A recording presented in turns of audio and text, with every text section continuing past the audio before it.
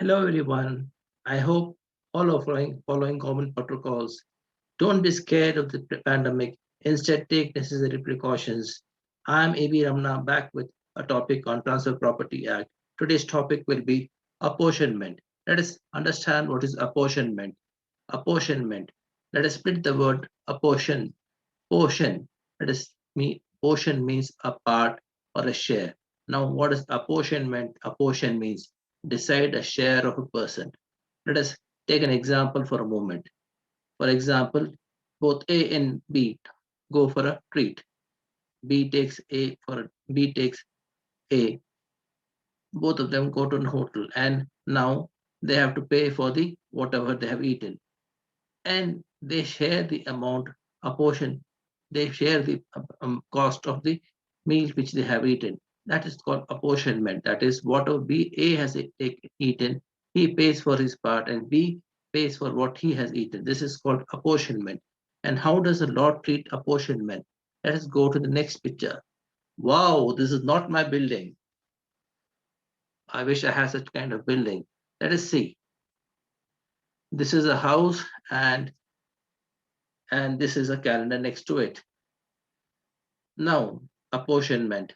Now, imagine a situation that the house is let on rent of 45,000 rupees, and A enjoys the house for, for 20 days under a landlord under a landlord B, and afterwards B sells the property to C. Now, how will you calculate? How will you calculate the rent? How will you apportion the rent? In such cases, apportionment comes to play. What does the law say? What does the law say? How will you apportion the rent? Apportion the rent. Law says laws. The law is very simple.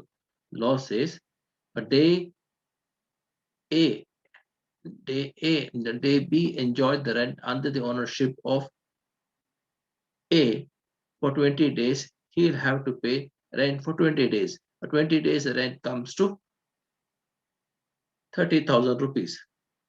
And for C, the rent which he has to pay to C will be 15,000 rupees. That is the law of apportionment. This is simple. Now let us say what the law says, what the language of law is. This law, section 36, section 36, apportionment of periodical payment, determination of interest of person entitled. See, in absence of contract or local usage, to the contrary, if you don't have any contract or local usage, then what does the law treat? How does law come into play? All rent, annuity, pension, dividend, and other periodical payment in nature of income upon the transfer of interest of the person entitled to receive such payment be deemed as between the transferor and the transferee to accrue due from day to day, and to be apportionable, that share which B will give to A and share B will give to C for what is enjoyed under A and B, but to be payable on the day appointed for payment thereof. So, as we saw the example, we go back to the example once again. A had sold the property to C, and the B was a tenant. B had enjoyed the premises for 20 days under the ownership of A. So A will get from B a rent of 30,000 rupees, and C will get rent of 15,000 rupees from B. This is what the law says. Now, this is law of apportionment insofar rent is concerned. So, insofar as a sharing of benefit is concerned. Let us go a little further. What does section 37 says? There is a house, there is a goat, there is a certain number of figures. Now let us not get confused with the goat here for the moment. Forget the goat for a moment, and let us take the house and the amount shown there. Now in this, imagine the house, all A, B, and C. A does not have sufficient amount that to purchase the house. All of them contribute the amount in purchasing the house. A's contribution towards the house is 50 lakhs and B's contribution towards the house is 25 lakhs and C's contribution to the house is 25 lakhs. So altogether it makes up 1 crore. 1 crore. Now contribution of A is half the amount of sale consideration and B's contribution is 1/4 the amount of the sale consideration and C's contribution is 1/4 amount of the sale consideration. Now the rent house is let on rent and rent from the house is 40,000 per month. Now in this case what happens? Let us for a moment move to the section. What does the law say on this?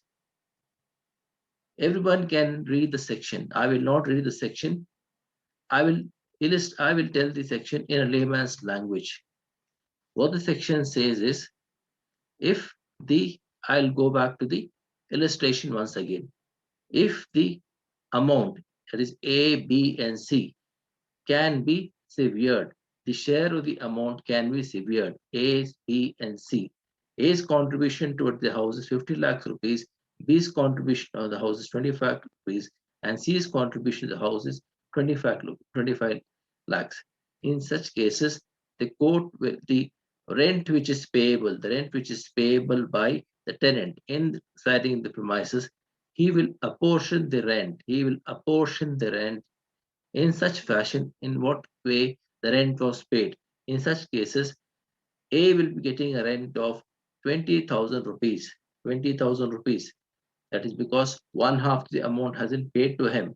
Then B will be getting 10,000 rupees and C will be getting 10,000 rupees.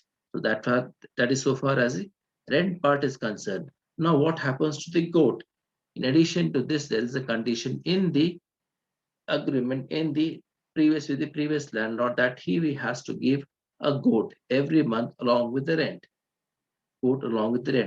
Is the goat severable? Can a goat be severed between A, B, and C? So in such cases, there should be understanding between A, B, and C, how the goat has to be shared by them. That is what section 30 says. And after purchasing the property from the landlord, from the owner of the property, the tenant will not be fastened with any more additional liability. That is what section 37 says. Section 37 says that the rent will be apportioned in what fashion you have paid the sale consideration. That is what section 30 says. And in addition to that, obligation which the tenant was carrying on to the previous landlord will not be increased. So this is what essence of section 37 is. Now, this is the language of law which everybody can read, and I have told you in what is the content of the section. Now let us see what the proviso says. Proviso says the same thing. The person who's purchasing the property, person who's taking the property should be aware of the condition, and tenant who's staying in the premises also should be aware of the fact. And what does the next section say? This will not be applicable to an agricultural unit. Nothing in this section applies to lease for agricultural purpose unless and until the state government by notification official gets so direct.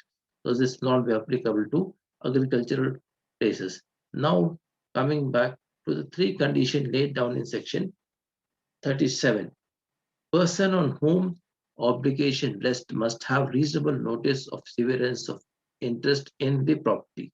So the person should have reasonable notice of severance from either from the assigner or assignee. And signer and assignee means the transferor and or the transferee. Obligation itself must be capable of being severe. That is, the obligation which the tenant has towards the transferee must be severable. That is being performed in favor of each of the several owners. Severance must not substantially increase the burden of obligation. Thank you.